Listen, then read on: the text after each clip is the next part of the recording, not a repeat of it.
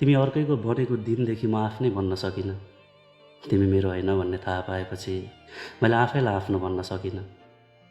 यस्तो लाग्छ म भित्रबाट कसैले आफ्नै मुटु यसरी खोसेर लगेको छ जसरी गौतम बुद्ध जन्मिएको मेरो देशबाट भ्रष्टाचारीहरूले शान्ति खोसेर लगेका छन्। दुई औँलाको बिचमा चेपिएको रातो सिन्दुरले तिमीलाई जीवनभरि आफ्नो बनाउने सपना थियो। तर हेर न, झुटको खोल ओढेर आएको तिम्रो प्रेमले मुटु यसरी जलाउँछ जसरी जेन्जीको खोल ओढेर आएका केही अपराधीले सिंहदरबार र अदालत जलाएर गए। दिनभरि तिम्रो यादको मलामी जाने एउटा कठोर सङ्घर्ष हुन्छ, तर रातले फेरि तिम्रो यादहरू जन्माइदिन्छन्। कमजोर भए या उस्तै छु थाहा छैन, तर मैले आफैलाई स्वीकार गरेको छैन अझै।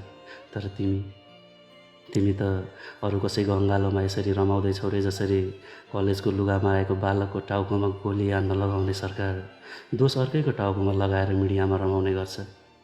कस्तो प्रेम भयो यार तिमीसँग। तिमी विश्वासको हत्या र झुटको कहानी लिएर आयो।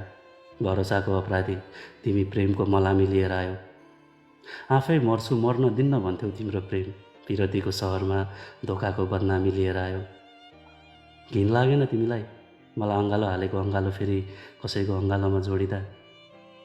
हुन त प्रेमको चर्चाको शिखर छुन आएकी तिमी, दिनको प्रेम कसैलाई रातमा कसैको हुन आएकी तिमी।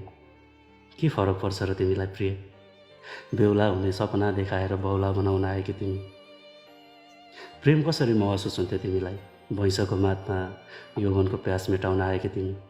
तर थाहा छ तिमीलाई, तिमी टाढिएपछि मलाई आफ्नै आफन्तहरूले आफ्नै भविष्य बिगारेको आरोप यसरी लगाउँछन् जसरी देश बनाउन निस्किएको एउटा मेयरलाई विदेशी दलाल र लुसिफरको आरोप लगाइन्छ। कसरी भन्नु तिमीलाई म? खै कस्तो प्रेम भयो तिमीसँग। तिमी टाढिएपछि लास बनेको छैन म, तर आत्मा जिउँदै गाडिएको जस्तो लाग्छ।